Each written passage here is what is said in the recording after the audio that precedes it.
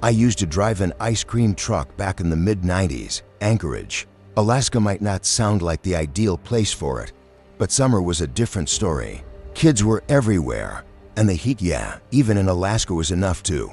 GET people chasing after cold treats. I was 29 back then, just trying to keep a steady income after bouncing between warehouse jobs and temp gigs. That truck was my lifeline. It was old, noisy, barely held together by duct tape and prayers, but it paid the bills. I named it Sweet Wheels, painted in flaking pastel blues and whites.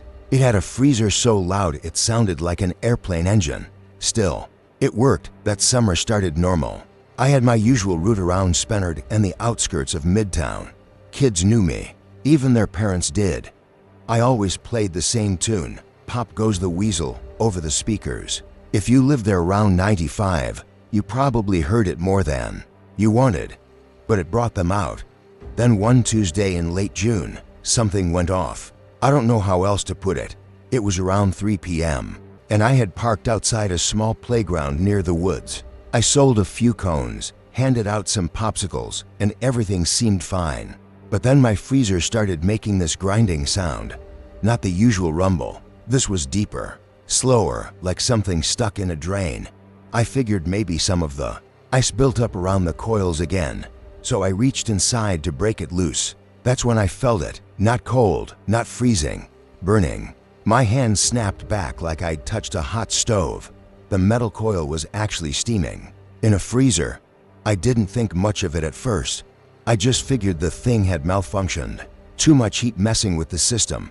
I shut off the freezer for a bit, served what I could, then went home and called a guy I knew who worked on refrigeration. He said he'd swing by in a couple days. That night I had the worst sleep of my life. I kept hearing the truck music playing over and over, but in a warped, slow pitch, like it was melting. When I woke up around a.m., I could have sworn I saw someone standing outside my bedroom window. I live on the second floor. Nothing was there when I checked. Next day, I got back in the truck, and I swear I didn't even start the engine before that damn music came on by itself. Loud, scratchy, and off-key, like the speakers were choking. The truck wasn't even moving, and the music was just on. I turned the key, and the music stopped for a second, then started again, but slower this time. Pop Goes the Weasel, dragged out like the tape was dying. I should have taken it in for repairs. I should have parked it for the season. But I needed the money. The kids were out. The summer wouldn't last long. Later that afternoon, I had just pulled up near a local gas station, getting ready for the evening crowd. I was checking inventory in the back when I noticed the frost inside the freezer had changed. It looked thicker, not normal frost. It was more like thick white webbing, and parts of it looked like they pulsed when I stared long enough. I opened the door wider to get a better look, and a blast of air hit me so hard I nearly fell back. Not just cold. I'm talking absolute cold, the kind that numbs your skin instantly. I'd grown up in Alaska. I knew what cold felt like. This was unnatural. Then, inside the freezer, I saw something. At first, it looked like a lump of ice, just built up over time. But then it moved, slowly. It shifted like it was breathing under the surface, and then fingers, pale, bluish, bony fingers, started pressing against the frost from the inside. I slammed the door shut, locked it. I even unplugged the entire freezer unit from the generator in the back. Didn't matter. The humming didn't stop. The freezer kept running, and every few minutes, I'd hear a faint knock from inside. Knock, knock, knock, always 3. I told myself I was hallucinating. Maybe the stress, the heat, or fumes from the old engine were messing with my head. So I did what any rational person does in a horror movie before it all goes to hell. I kept driving. The thing inside the freezer didn't come out, not yet. But the music kept playing by itself, and the knobs on the temperature control spun on their own. One night, when I parked outside my apartment, I stayed in the truck a bit longer, trying to gather my thoughts. That's when the freezer door swung open behind me, on its own. I didn't even look. I jumped out of the truck and didn't go back in for 2 days, but the money ran low. I owed rent, so I went back. I told myself it was just a wiring issue. I mean, who would believe anything else? That day was July 2nd. I remember because it was the last normal day of my life. I was on a street just off Muldoon Road, near some housing units. It was late, around 7:30 p.m. Sun still up. A few kids came by. I handed out bars, cones, the usual. But then the music stopped mid-jingle. Dead silence. I thought the battery died, but everything else was working. Lights, fans, even the AC. Then the truck shifted. It was parked on flat ground, brakes on, engine off. But it moved.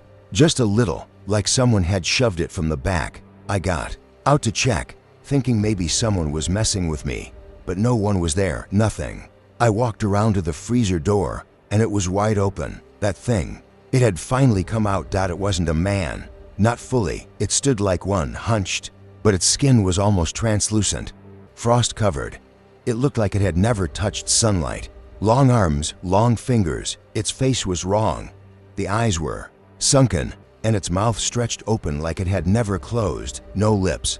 Just this empty oval, rimmed with blackened ice. It didn't breathe. It didn't move. But it spoke. Not out loud, in my head. Drive. Just one word. But it echoed inside me like it had been planted there. I felt my hands go numb.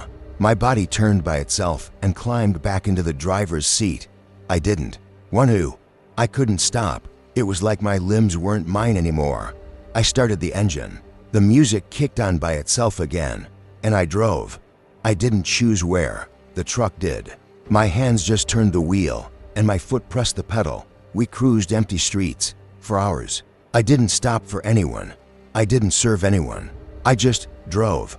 I passed gas stations, empty playgrounds, closed stores, never stopped. At one point, I tried to veer off into a ditch, end it, but the truck didn't let me. The wheel locked. My arms wouldn't move. I started crying, begging, out loud, please, let me go. And again, in my head, drive. I kept going. Through the night, through the next day. No food, no water, no rest. The freezer stayed open the whole time, humming louder than ever. I didn't look back, but I knew it was still there, watching me, breathing in its own frozen rhythm.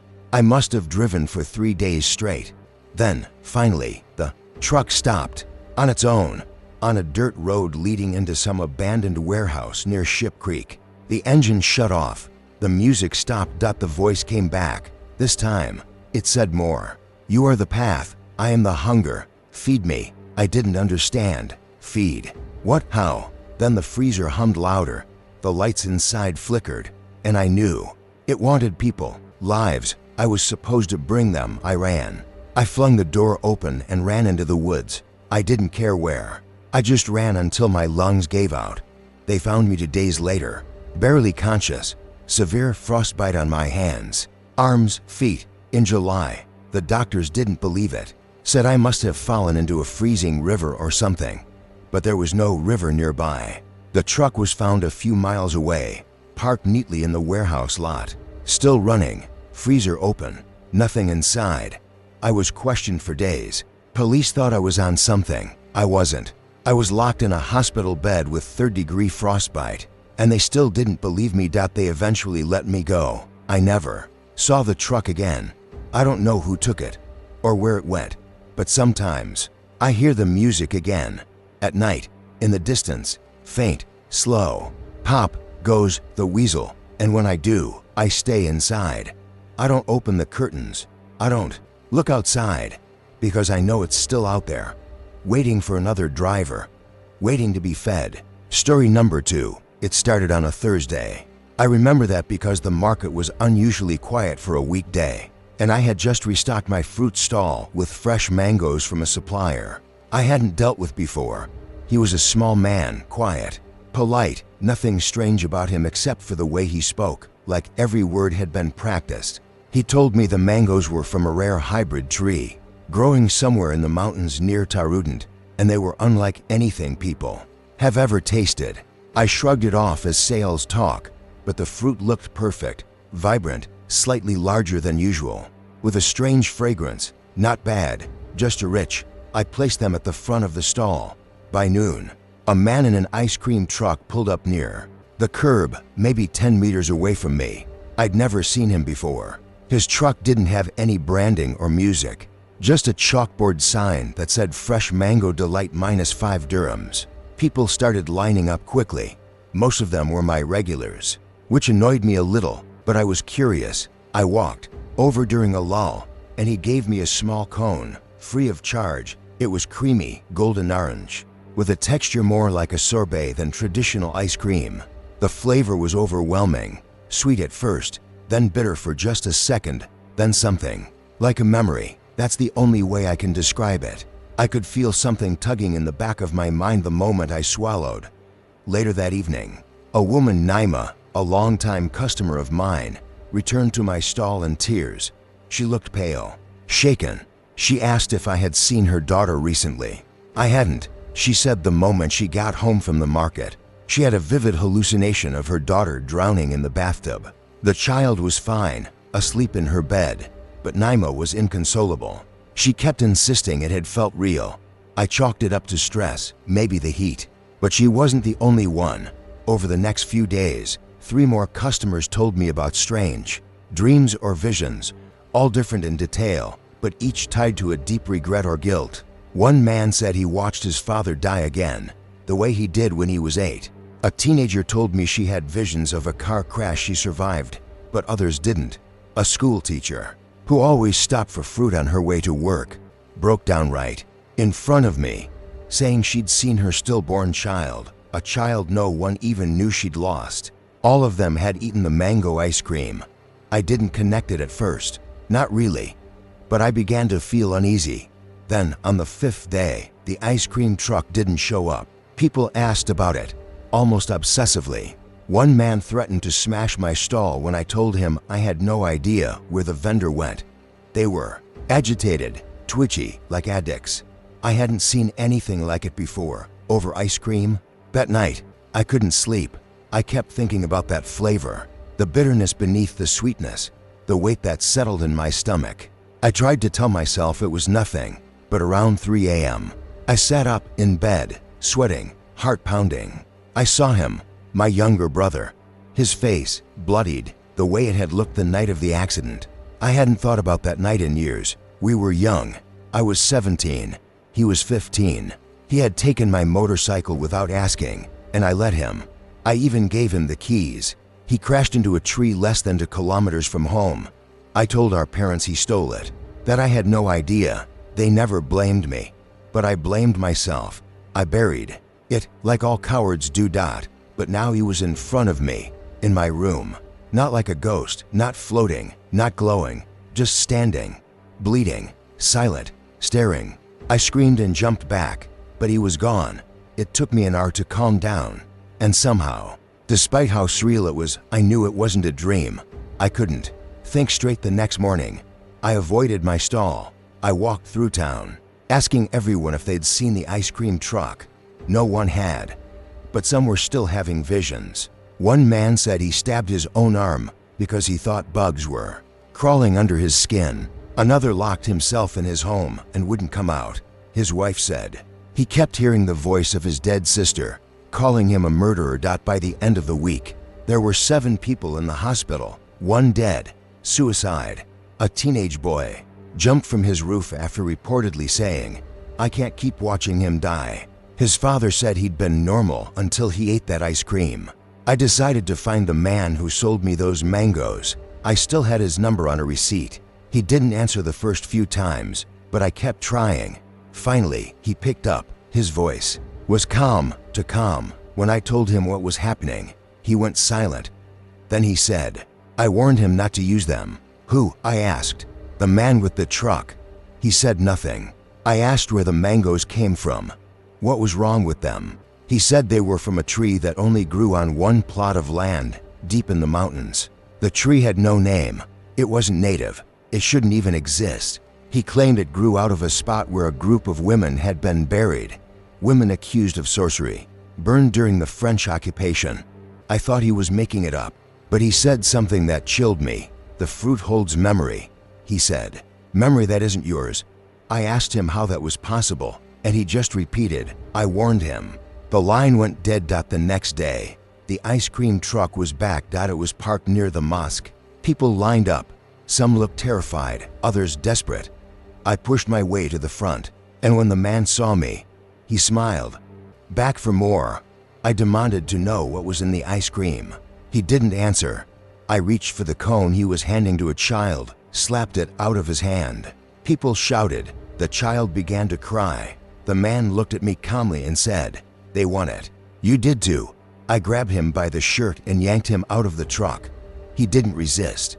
I pushed him to the ground and told everyone to back away. Then I stepped into the truck myself. There was no freezer, no containers, no refrigeration unit, just a table with dozens of small glass vials, a mixing bowl, and an ice cream scoop. Each vial was labeled with strange symbols I couldn't read. Some of them were glowing, faintly, like candlelight trapped in a bottle. The bowl was full of something thick and gold. I scooped some out and sniffed it. Not mango, not even fruit. It smelled like earth, like rot, like something that had been dug up. I turned back toward the crowd and shouted, "This isn't ice cream," but no one cared.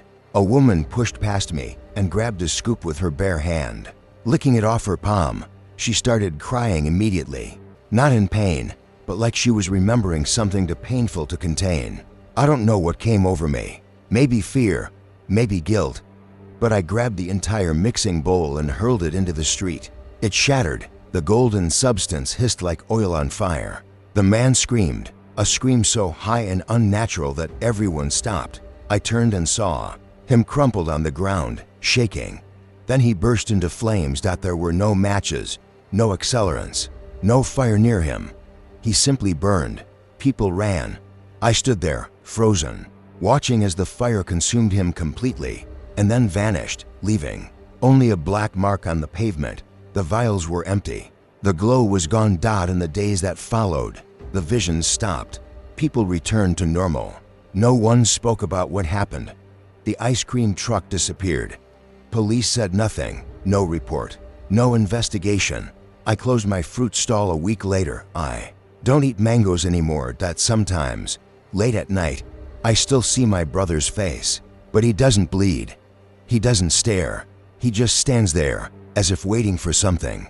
Maybe forgiveness, maybe justice. I don't know, but at least, now I know what guilt tastes like. Sweet, bitter, golden, and unforgettable. Story number 3. I was 8 years old when the ice cream truck came. That's how I remember it. Not a summer, not a holiday, just when the ice cream truck came. It was in Busan, back in 2007. We lived in a quiet neighborhood that didn't usually get vendors, let alone something so flashy. The truck wasn't ordinary. It was painted in glowing, almost radioactive colors, pinks and greens that looked like they belonged on some alien fruit. The jingle it played was slow and oddly hypnotic, like a lullaby being dragged across broken piano keys. I remember that sound too clearly. That day, I had been playing outside with 2 other kids, Ji-hoon and Sora. Ji-hoon was the oldest, 9, and bossy. Sora was my best friend. We were just killing time, skipping stones near the drainage canal. When we heard the music, it started faintly, barely audible over the wind and passing scooters. But it grew louder and closer, and our ears perked up when we turned the corner. The truck was already parked. No one saw it arrive. It was just there. The strange, glowing colors made it look like it came from a cartoon. Even the wheels had this shiny, fake sheen to them. A man stood at the window, but only his hands were visible, gloved, large hands that didn't move much. There was a price list in Korean, but it didn't make sense. 1 cone, smile, it said. That was it. I remember Ji-hoon rolled his eyes and walked up to the window first. "Do we just smile?" he asked. Half laughing, he looked back at us and grinned, showing all his teeth like he was mocking it. Then the gloved hand handed him a cone, bright neon blue. It almost glowed in his hand, and he laughed again. "This looks poisonous," he joked, licking it immediately. Sora, and I hesitated, but when nothing happened to Ji-hoon, she went up next. She smiled politely, and a neon pink cone was handed to her. I followed. I didn't smile, not really. I just stood there until a green one was pushed toward me. It had this strange shimmer, like it was wet even though it wasn't melting. We didn't talk much after that. We just sat on the curb and ate.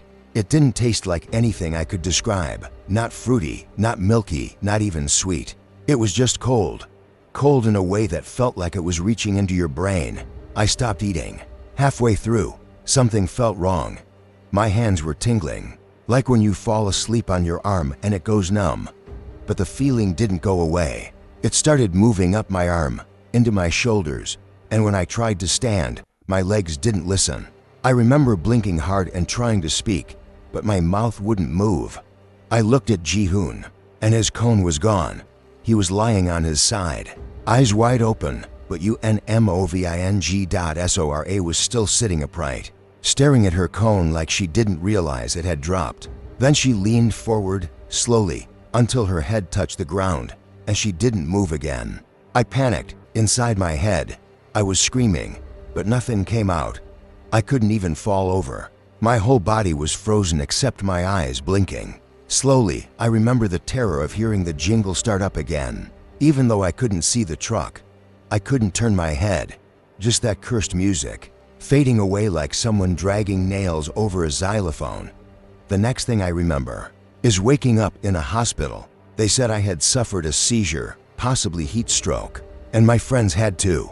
But Ji-hoon never woke up. Sora did, a week later, but she didn't speak for months. Even when she did, she refused to talk about that day. The police investigated. They said there was no ice cream truck registered in our district, no permits, no vendors, no witnesses beyond the three of us. There was no footage on any CCTV, and there were cameras nearby, including at a convenience store directly facing the street. They showed nothing. 1 second the street was empty. The next, we were collapsed on the pavement like fallen mannequins. They tested my clothes, my saliva, even my blood. No drugs, no toxins, nothing illegal. And the most bizarre part, no ice cream residue was found anywhere. My cone had dissolved into the concrete, but it didn't leave a stain, no scent. It was like it never existed. That my parents didn't believe me when I insisted there was a truck. I screamed at them, told them to find it, begged them to make the police look harder. They thought I was traumatized. I guess I was, but I wasn't lying. A part of me kept thinking I had imagined it, that maybe it was just a seizure, a childhood hallucination. Until Sora spoke.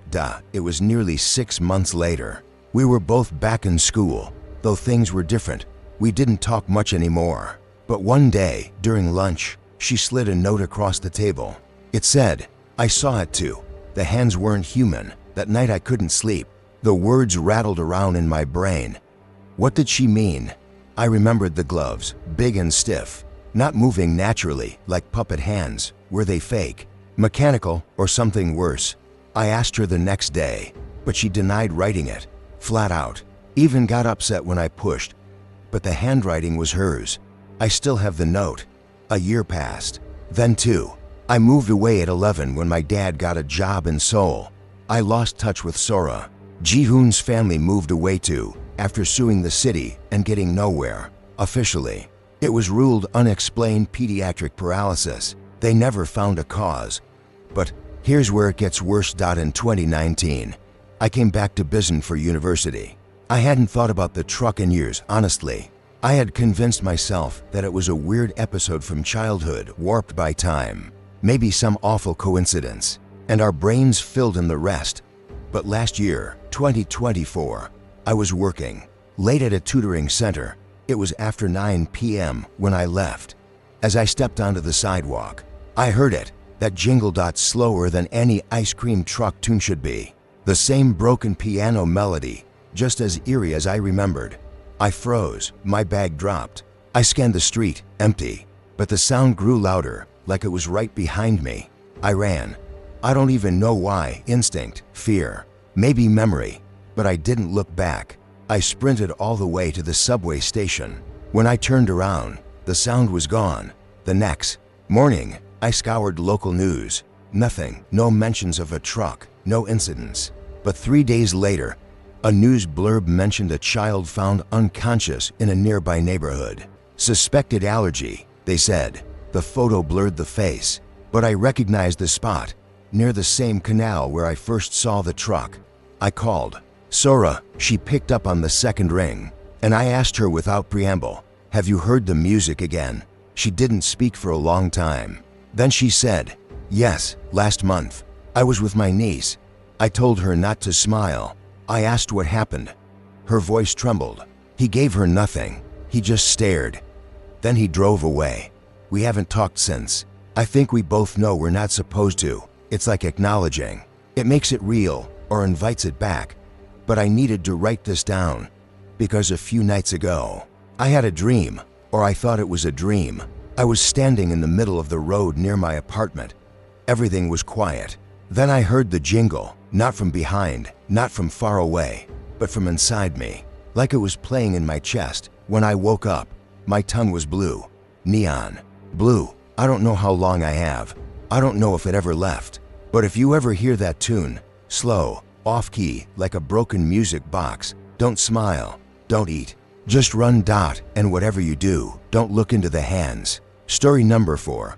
I was in Greenland for a field research project, part of a 2-woman team studying microbial life in extreme environments. We were supposed to spend 6 weeks outside Nuuk, analyzing ice core samples and collecting readings from permafrost layers. The assignment was straightforward, but lonely. My partner, Liv, was pulled out a week early due to a family emergency, so I was left alone to finish our data collection. I didn't mind. I've always worked well solo, but isolation messes with your head when it stretches longer than a few days. It started with the music. Faint, whimsical notes drifting in from the distance, just on the edge of perception.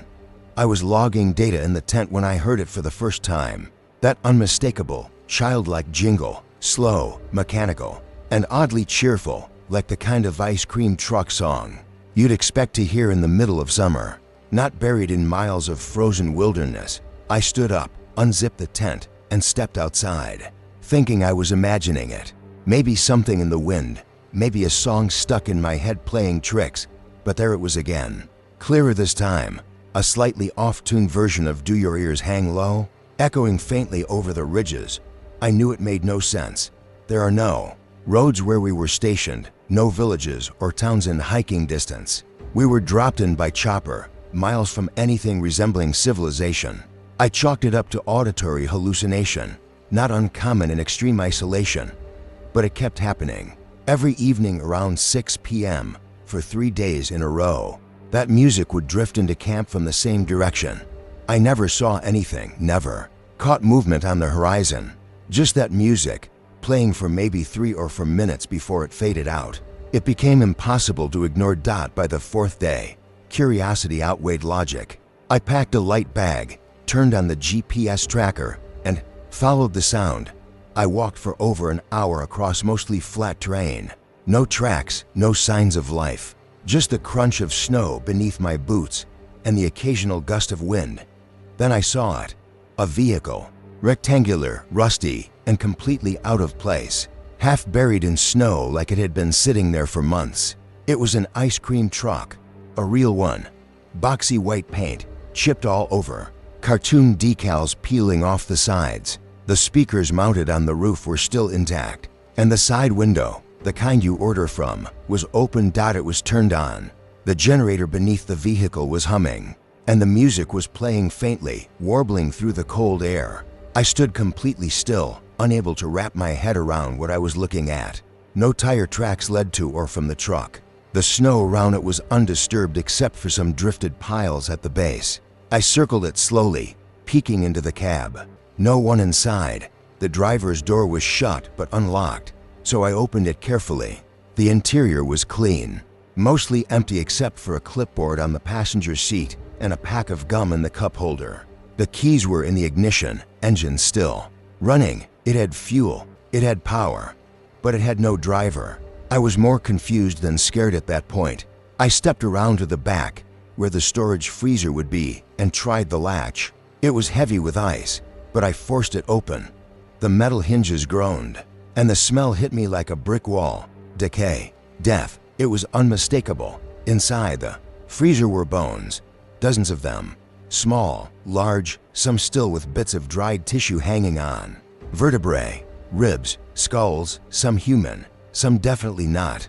It was like someone had been stockpiling bodies and storing them like frozen meat. My knees buckled and I dropped to the snow, bile rising in my throat. I scrambled backward and fell, half crawling away from the truck.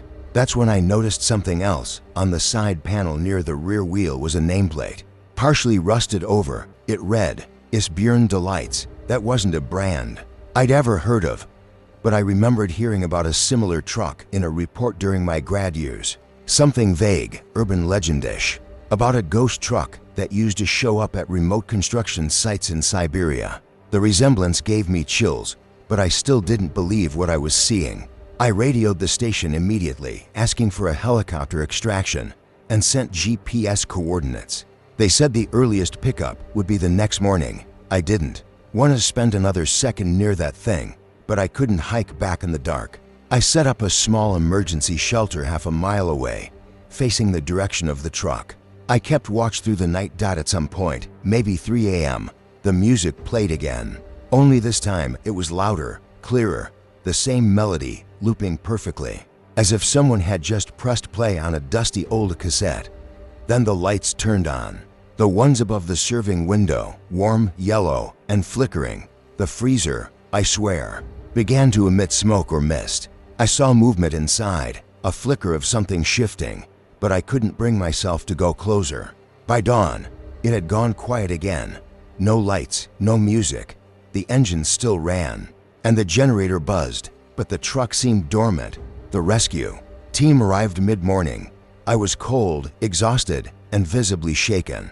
I tried explaining what I'd found, the truck, the bones, the music, but they thought I'd gone stir-crazy. Not until they inspected it themselves did their tone shift. One of the rescuers, a Danish military guy named Emil, opened the freezer while the others stayed back. He shut it almost instantly and looked pale. "We're not talking about this on the radio," he said. "We wait till we're off-site." We flew back that afternoon. The truck was airlifted out 2 days later under military classification. They never told me what they found. My research was cut short, and I was put through multiple rounds of psychiatric evaluation before being allowed to leave the country. I passed every test. A few weeks after returning home, I tried digging into any records on Isbjorn Delights. Nothing. No trademarks. No company listings. Not even a cached web result. It was like it never existed. I reached out to Emil through encrypted channels, but he never responded. Eventually, I got a message from an anonymous account. One line, "It's not a truck, it's a trap." I haven't spoken about this publicly until now. I don't know who or what operates that vehicle, but it wasn't designed for selling ice cream. It lures people. It pretends to be something harmless, even nostalgic. And by the time you notice the cracks, the lack of tracks, the way the music never fades, it's already too late. I still hear the melody sometimes, usually when I'm alone. I'll be driving or walking in a quiet part of town, and it'll drift in, soft, gentle, almost pleasant, and every time, I freeze, unable to tell if it's real or just inside my head. I haven't gone back to the Arctic. I probably never will. But part of me still wonders if there are more of those trucks out there. Not abandoned, not broken, but operational, waiting. And I wonder how many others have followed the music, thinking they were chasing a memory of summer, only to find bones beneath the sprinkles. Story number 5. It started with a song, not the whole song, just a short, strange melody that drifted in through the open kitchen window one April evening. I was scrubbing a rice bowl when I heard it. It wasn't the usual sound you'd expect from an ice cream truck, no cheerful chimes or playful jingle. This one was slower, distorted, almost hesitant, but somehow, it still tugged at a memory so old and buried that I dropped the bowl into the sink and just stood there, frozen. I didn't have to think long to place it. I knew that melody. I had sung it 100 times. It was Yurikago no Yuta, cradle, song, a lullaby. I used to hum it softly while holding my daughter, Nagi, close against my chest. I remembered how her eyelids would flutter shut halfway through the first verse. The melody I heard now was warped, reversed, notes out of order, but it was unmistakably that lullaby. I stepped outside, ignoring the wet dishes. The sound was coming from down the street, and my legs moved before my mind caught up. I didn't grab a jacket or my phone. I just walked barefoot toward the music, like I was being pulled by something older than reason. There, parked just beyond the hill near the edge of the Temple Road, was a small ice cream truck, pale pink and white, the kind from the late 70s, with faded hiragana painted down the side. Ice cream shop. I hadn't seen one like it in decades.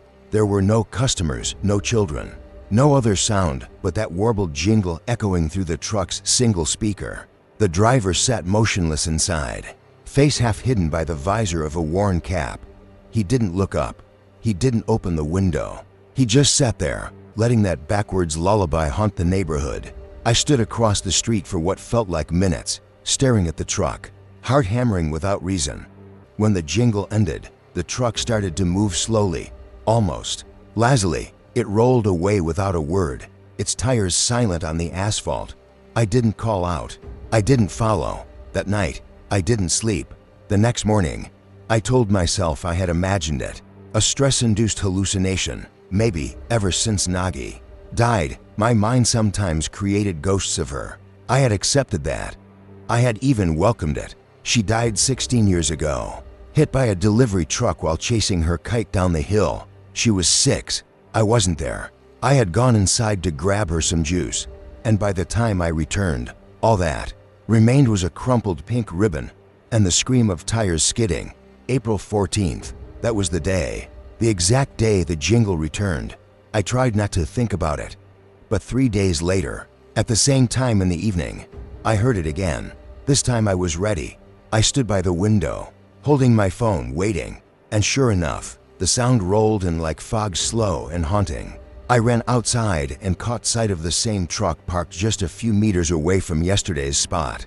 I ran this time, crossed the street, approached it directly. The window slid open as I neared. "Would you like a cone?" the driver asked. His voice was light, polite, nothing sinister, but his tone was mechanical, like he was reading lines for a radio ad.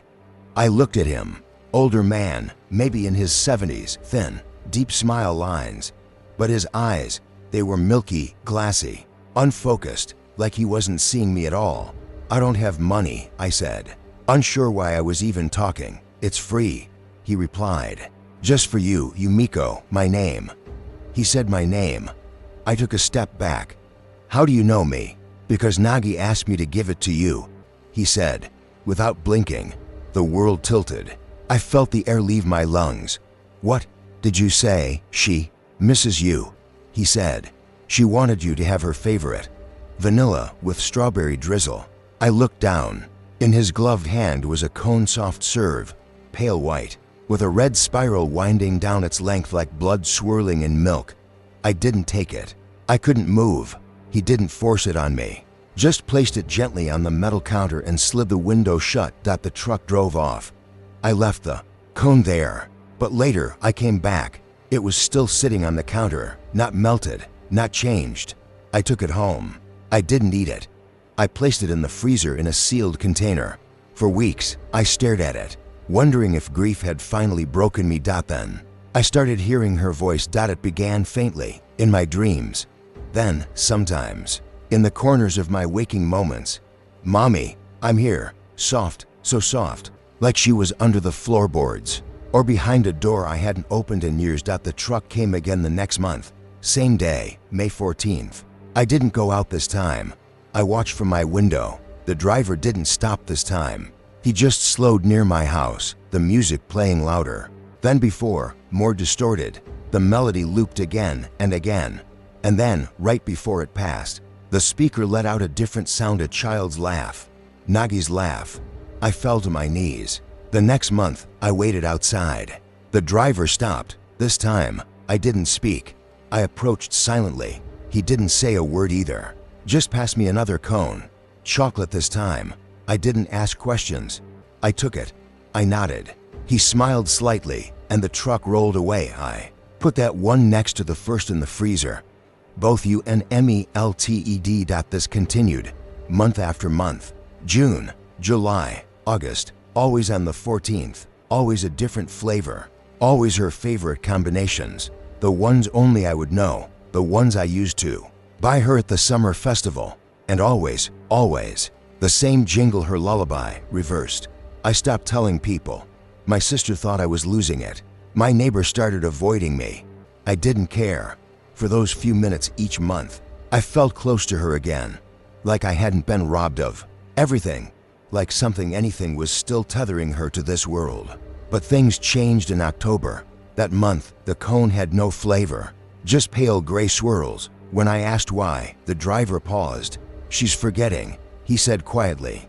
"The memories are fading. You have to help her remember." "What do you mean?" "She doesn't know her name anymore," he whispered. "Not unless you say it out loud. Not unless you sing." I froze. I hadn't sung to Nagi since the funeral. That night, I pulled out her old blanket, sat on the floor, and sang her lullaby. Over and over, tears soaked the cloth in my hands and my voice cracked. But I sang. November 14th. The cone was back to vanilla, and for the first time, the driver looked directly at me, his eyes clear. "She heard you," he said. I wanted to know more, who he was, why he was doing this, where he came from.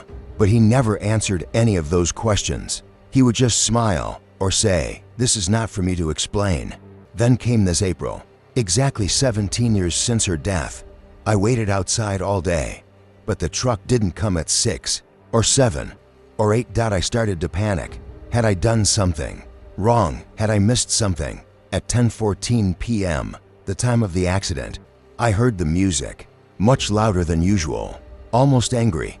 I ran outside barefoot. The truck was in the middle of the road. The lights were off. The engine wasn't running, but the music screamed. As I approached, I saw the window was already open. Inside wasn't the old man. Inside was a child. A girl wearing the same ribbon Nagi had lost the day she died. She wasn't real. She couldn't be. But she looked at me with eyes full of longing, full of sadness. "Mommy," she said. My heart cracked in half. I reached out, trembling. She didn't hand me a cone. She handed me a paper crane, her favorite origami, the one I had stopped folding after her funeral. And then, without warning, the truck vanished. No engine, no tires, no sound. Just gone. I stood there alone, the paper crane shaking in my hands. It was old, yellowed, folded with tiny, imperfect fingers. I recognized the creases. It was one of hers. I had buried this with her. I didn't sleep that night, but I sang. And when I woke up the next morning, my phone buzzed with a message. No number. Just text. "Thank you for remembering me, Mommy. I'm okay now." That was the last time I saw the truck. The cones in the freezer finally melted the next day. All of them. I buried the crane in the temple garden under her nameplate. Every April 14th, I still sing, but now I do it with peace, because I know somewhere she heard me. And she's not lost anymore. Story number 6. I still remember the day like it was etched into the back of my eyelids. Port Hedland, 1990. I was 40, a lifeguard, and by then I'd seen my fair share of strange things on the beach. Drownings, heat strokes, a couple of shark sightings. But none of that prepared me for the ice cream truck, or what I found buried beneath the sand. It was early October, just before the tourist crowds started thinning out. The beach was nearly empty that morning because we'd had a storm the night before, not a full cyclone, but strong enough to scatter plastic chairs halfway down the shore and throw some seaweed onto the pathways. I was doing my usual rounds, checking for debris, looking for signs of damage, just part of the job. That's when I saw it. An ice cream truck, old style, boxy, faded white with painted on strawberries and cartoon cones. I'd never seen it before, and I knew every vendor along this beach. The thing was parked on the far side of the beach, near the dunes. Engine off, but the jingle was playing softly, some old-timey tune I couldn't quite place. No one was around it, no driver in sight, just sitting there like it had been dropped out of the sky. I started walking toward it, half expecting to find some retired bloke selling cold treats to the handful of kids on the sand. But the closer I got, the stranger it felt. The music didn't stop, it just looped. Not loud, not cheerful, just off, slightly warped, like a record being played a few RPMs too slow. When I got to the truck, I looked through the serving window. Nothing inside, no driver, no ice cream, just a dark, empty shell. But the music was still playing, and it seemed like it was coming from inside the truck's walls. No speakers I could see. I knocked on the side. Nothing. I tried the door too. The driver's seat dash locked. Then I noticed the cups. Lying in the sand near the back wheels were a few small ice cream cups. Pink, blue, and white. Like the ones kids used to get after school in the 70s. But these were different. Half buried, and no ice cream in them, just something off-white. I crouched down, thinking maybe it was congealed soft serve, left out too long. I picked one up. It wasn't soft serve. It was teeth. Dozens of them. Human. Different sizes, molars. Canines, incisors, all packed tightly into the cup like a goddamn dental prize box. I dropped it and stepped back, stomach churning. Another. Cup had even more. They weren't clean. A few still had bits of gum or root attached. My gut told me to call the cops, but the damn truck started to move. No engine noise, just slow, steady movement, like it was being pulled by invisible strings. It rolled down toward the tide, jingles still playing. I shouted at it, ran alongside, but it didn't stop. Then it just vanished. One blink, and it was gone. And I don't mean it turned or rolled away, I mean it vanished. Like it was never there. I didn't say anything to the cops. What would I have said? That I found tooth-filled ice cream cups and a disappearing ghost truck? I'd have been laughed out of town or sent for a mental level. So I kept my mouth shut, threw the cups back into the sea, sick to my stomach. I told myself it was a what-I'm thing, a fluke. Maybe I was dehydrated, still shaking off the storm. Maybe someone was playing a prank, but that wasn't the end. Every year, right around early October, only after a storm, I started seeing it again. Always parked in a different spot, always silent except for that damn jingle. No driver, no people, just that same warped melody and those damn cups. I stopped going near it. I'd watch from a distance, standing at my tower or by the lifeguard hut. Sometimes I'd see kids wander close, but they'd always run off before getting too near, like something invisible pushed them away. One time, a dog ran straight toward it, barking, then just stopped dead in its tracks, turned around and bolted, like its tail was on fire. It became part of my routine. Storm rolls through. I check the beach. I spot the truck. I ignore it, but I started getting curious. Who was the truck for? What did it want? Why teeth? It was 3 years later when I found out. October again. Stormy night. The next morning, I walked the beach with my gear, expecting the usual trash and driftwood. And there it was, the truck, this time parked farther inland, near the path leading to the picnic area. But something was different. There were footprints, small ones, a child's. I followed them. They led to the truck's side, then around the back, and then they just stopped. No return prints, no sign of the kid. My stomach dropped.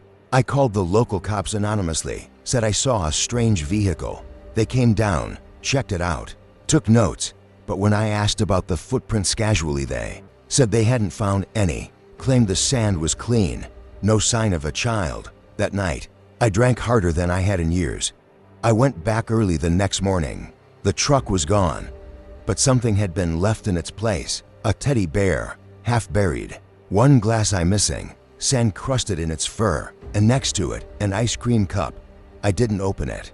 Instead, I started digging. I don't know what made me do it. Something in my chest, maybe fear, maybe guilt. I used my hands, my boots, anything I could to shift the wet sand. I hit something, a box, a child's lunchbox, rusted and cracked. Inside was a name tag, Tilly, room for A. I stared at that name for what felt like hours. The next few days, I started digging into local school records, asking questions around town, pretending I was researching a safety presentation for beach kids. Eventually, a retired teacher remembered the name, Tilly Hammond, missing since 1979. Last seen playing on this very beach after a school picnic, vanished without a trace. That hit me like a truck. The ice cream truck had been coming since before I ever saw it, and each time, it left something behind. Teeth, toys, memories. That night, I broke. I went through every report I could find quietly, on library microfiche, old newspapers, archived files. Over a dozen kids had gone missing in the last 40 years.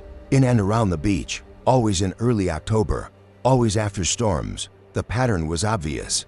To me, at least. The truck wasn't feeding kids ice cream. It was feeding on kids. I tried warning people. I told my supervisor about a strange truck I'd seen multiple times. I said it might be tied to past abductions. He shrugged it off, told me the department didn't chase ghost stories. So I started patrolling more aggressively. Anytime I sensed a storm coming, I'd volunteer extra shifts. I stayed overnight in the guard hut more than once, binoculars by my side. One year, I caught it on camera, sort of. A shaky handheld video, 1995 quality. Grainy as hell, the truck's outline, its lights, the jingle. But in the footage, it just looks like a blur. People thought I was drunk. Someone even accused me of trying to drum up a local legend for attention. By then, I didn't care what anyone thought. I just wanted it to stop. I stayed on the job another decade, always watching, always waiting. And then one year, it didn't come. Nothing. For a while, I thought it was over. Maybe the truck had moved on. Maybe it got what it wanted. Or maybe it had found someone else. I retired in 2005, moved a few hours inland. No beach, no water, no jingle. But last week, I got a call. My nephew, he's a lifeguard now, different town. He joked about some weird old ice cream truck that showed up after a big storm. Said it played the creepiest jingle he'd ever heard. I told him to stay away from it. Begged him. He laughed. Said I sounded like a conspiracy nut. Then he said something that made my blood go cold. They had these little free sample cups, he said. Weird thing is, they were all empty, except one.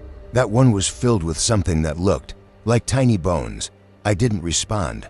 I couldn't.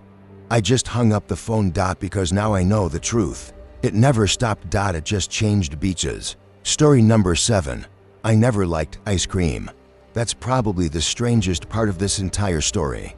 I was the kind of person who preferred black coffee to milkshakes, dark chocolate to sugar cones. My friends used to joke that I was born bitter, like my taste buds were protesting sweetness. But even without a sweet tooth, I remember the exact melody that truck played that night in Los Palos Grandes. It still gets stuck in my head sometimes, even now, over 20 years later. It was cheerful in that unnatural way, synthetic and shrill, like something made to entertain children in a factory where the lights never go off. I was living alone in a modest apartment not far from the main avenue. After years of moving from shared flats and shelters, I'd finally found my own space. I just turned 30 that May, and things were finally quiet. I worked part-time at a community center and spent most evenings at home unless there was a protest, a reading, or a friend to meet. Caracas was always in some kind of storm, political or otherwise, but somehow that corner of the city felt like a pocket of calm. It started 2 weeks before Mariana went missing. She was one of the first openly trans women I met after I began my own transition.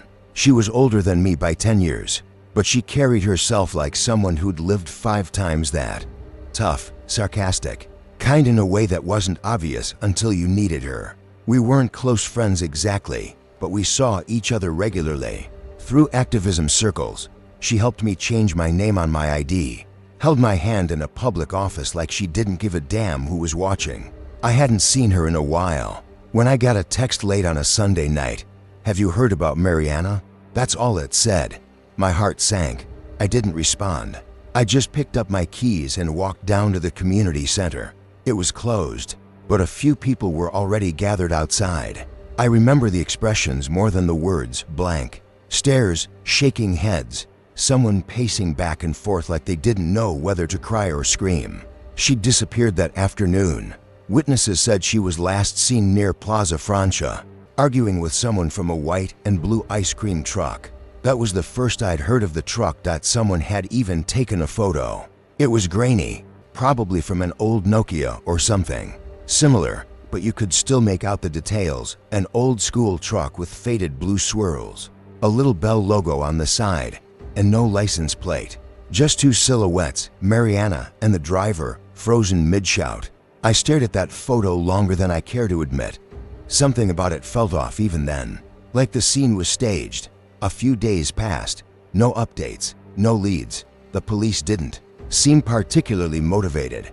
Some implied she probably ran off or got involved in something shady. That's what they always said about us when we vanished. It must have been drugs, or a jealous lover, or a bad choice. We weren't people to them. We were headlines, or problems, or jokes.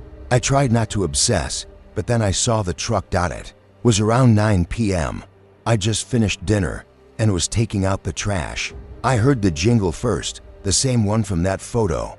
It made my skin prickle. I stood still, holding a tied-up garbage bag in one hand, just listening. It was the same unnatural song, over and over, like a carousel spinning too fast. And then it came into view, slowly crawling down the street, headlights off. It looked exactly like the photo. Same paint, same blue swirls, same bell, no license plate. I ducked behind the dumpster, completely forgetting the trash in my hand. My heart was pounding so hard I could barely breathe. I wasn't thinking clearly. I just knew, in that gut-deep, ancestral way, that something about that truck wasn't right. It stopped in front of my building. I didn't move. I didn't even peek. I just stayed hidden, barely breathing.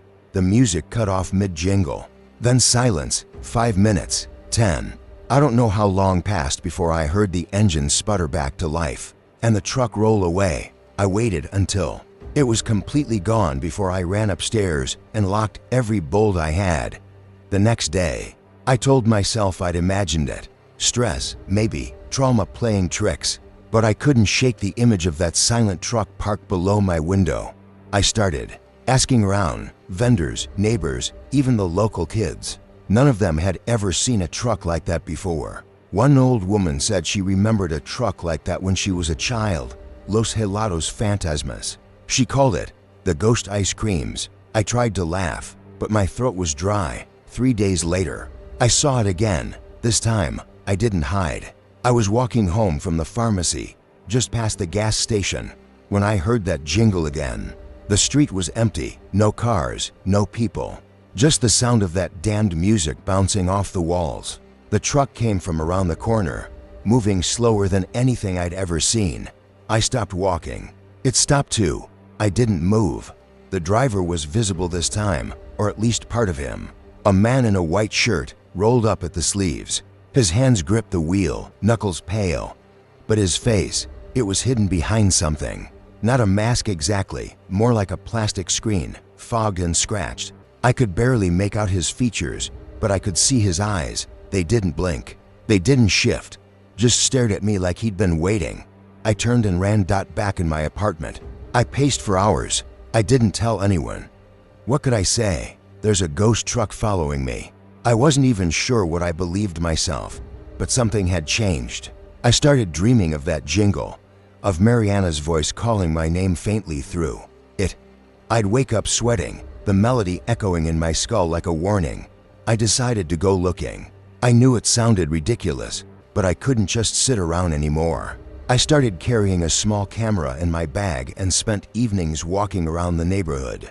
I wanted to catch it, prove it was real, maybe even confront the driver. It took a week before I saw it again, parked by the abandoned bookstore on Kale Luna. I approached slowly, filming the entire time.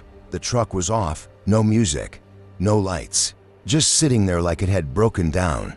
I circled it carefully, still no plates. The back window was fogged up, like the inside was freezing.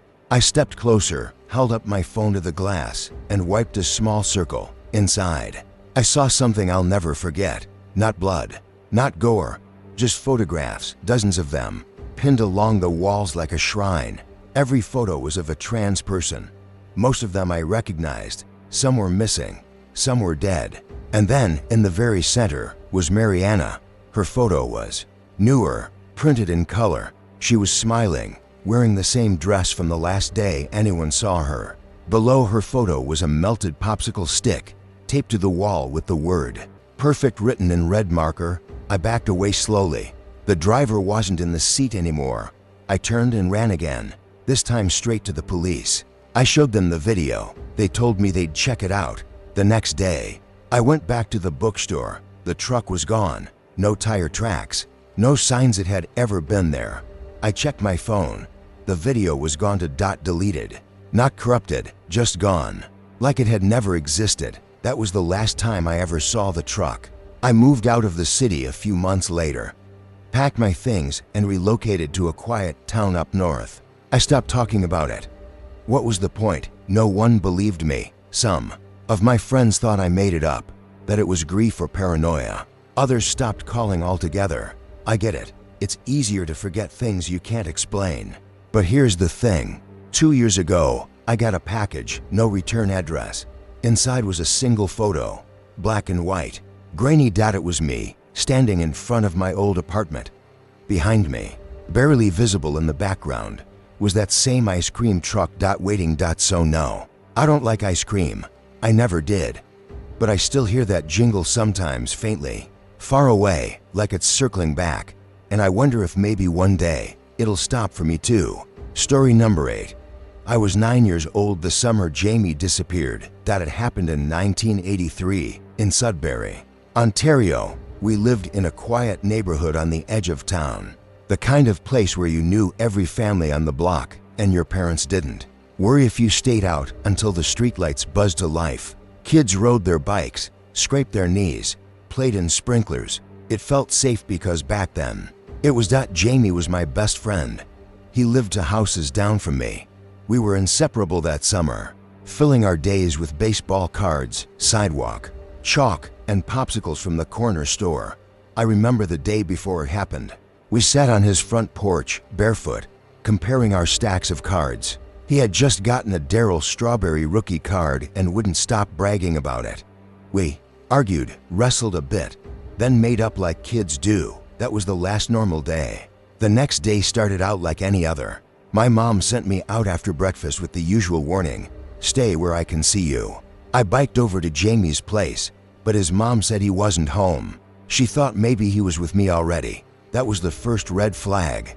We looked around the neighborhood for a while, me, his mom, some of the other parents, but nobody had seen him. By mid-afternoon, the police were called. Flyers went up, officers canvassed the area. Dogs were brought in. Jamie was just gone. I remember sitting on my porch that night, confused, scared in a way I'd never felt before. I kept replaying our last conversation, wondering if I missed something. And then I saw something strange. Across the street, at the edge of the park, there was an ice cream truck parked, just sitting there, engine off, no music, no bells. It was odd, because our neighborhood never got ice cream trucks. The terrain was too hilly, and it wasn't exactly a money-maker area. But there it was, plain white, a faded pink stripe down the side, and hand-painted letters that read Sweetie's Treats. I hadn't seen it arrive, and no one was around. I didn't think much of it at the time, honestly. I was more surprised than concerned.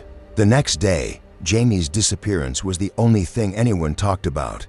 My parents kept me close, wouldn't let me go farther than the front yard. Police came to our door and asked me questions: what Jamie was wearing, what time I last saw him, if I remembered anything strange. I told them no, and I really believed that at the time.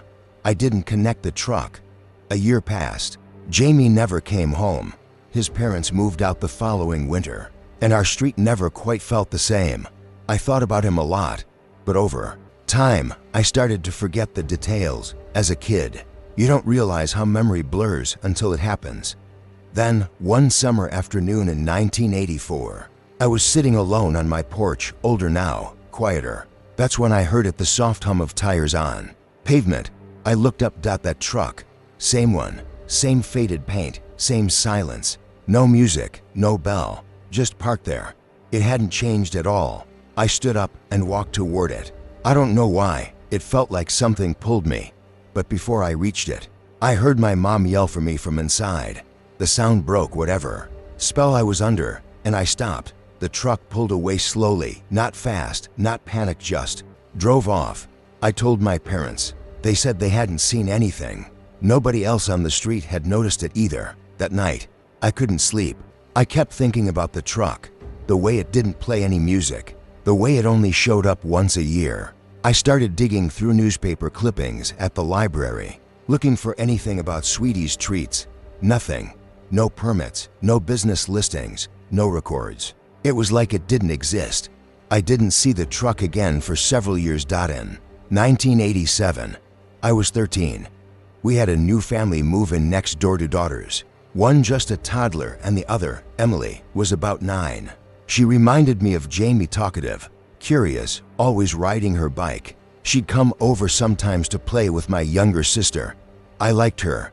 She was bright, full of life. One July evening, I was in my room, doing nothing in particular, when I felt this odd stillness come over everything.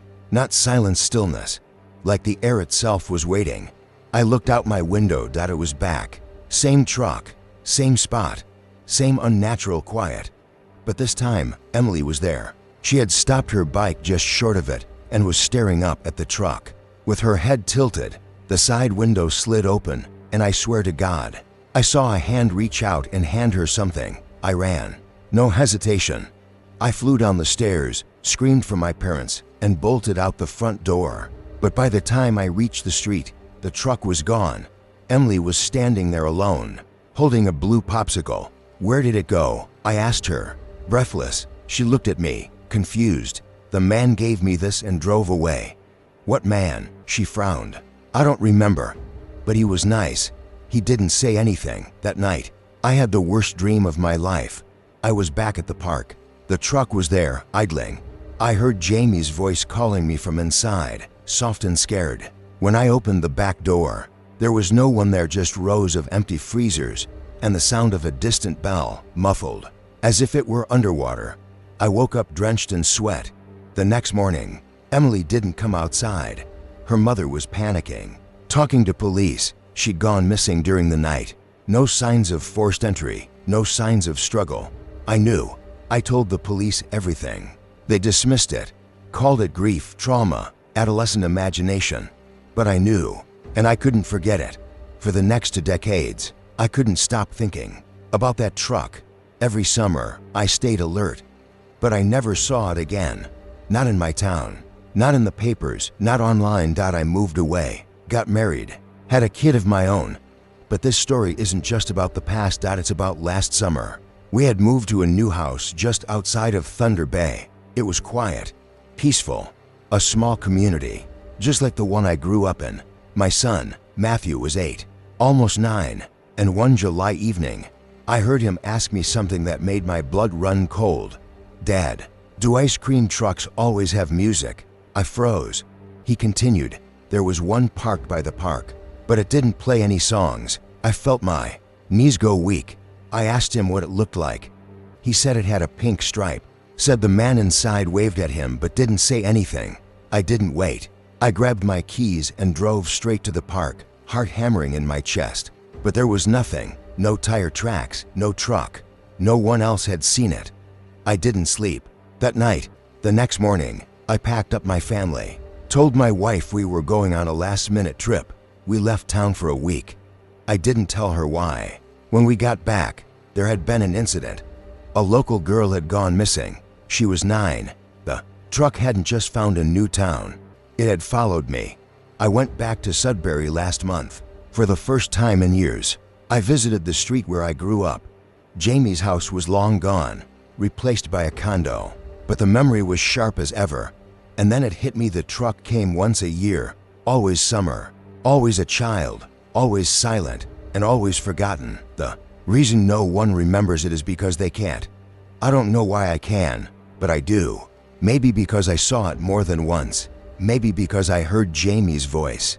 Maybe because I listened when no one else did. But I remember, and now you do too. So if you ever see an ice cream truck that doesn't play music, don't go near it. Don't look inside. Don't let your kids out of sight, because the bell never rang, and it never will.